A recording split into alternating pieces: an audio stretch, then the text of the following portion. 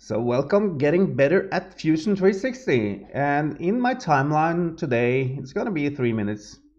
I have one sweep, I have one chamfer, I have this revolve, and I have another chamfer. And then I want to make a shell, so modify, shell, pick an edge, and just 3mm shell. So if we have a look inside now, it's hollow.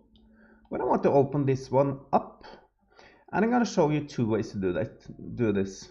So unanalyze and just hit extrude and point on the face you want to extrude and just click and hold. Then you can go down and find the face you want to extrude and just drag it out. So there you go.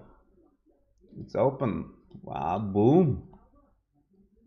Another way to do this, if you go step back in the timeline, so it's locked again, and then go inspect section, just drag this inside so you can access the face you want to extrude, and then E again on the keyboard, pick the face, drag it out, boom, again open.